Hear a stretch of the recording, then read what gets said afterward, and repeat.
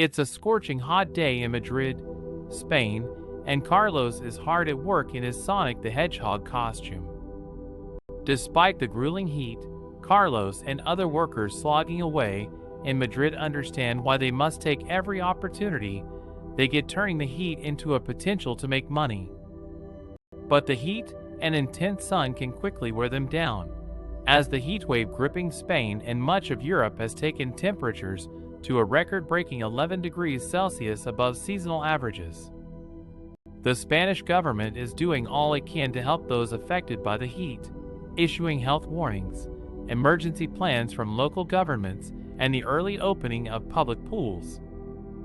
Everywhere you look in Madrid's Plaza Mayor, there are costume figures hustling to make some money, including Chucky the homicidal doll, Super Mario, and Bart Simpson. But while the tourists flock to take a photo, there's a dark side to this beautiful city. It doesn't come with shade.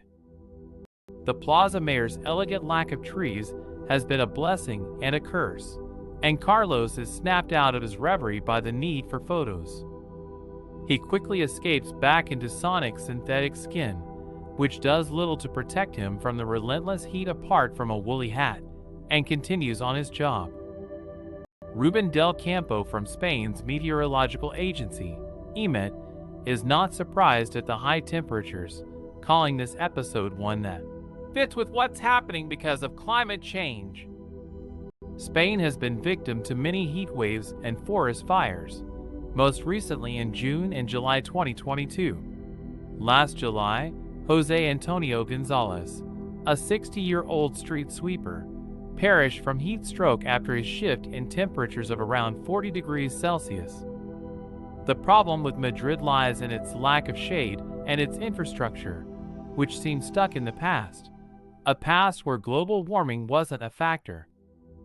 People like Facundo, a 45-year-old Argentinian selling metal figurines, feel this especially in the afternoons, when the heat radiates off the pavement and walls. Undeterred despite the hardship, 3 young Guatemalans take 3-hour shifts in a 20 kilograms bumblebee costume, taking regular breaks and drinking plenty of water. Jamie Martinez, a veteran lottery ticket seller for once, is thankful to have managed his stall since 1988.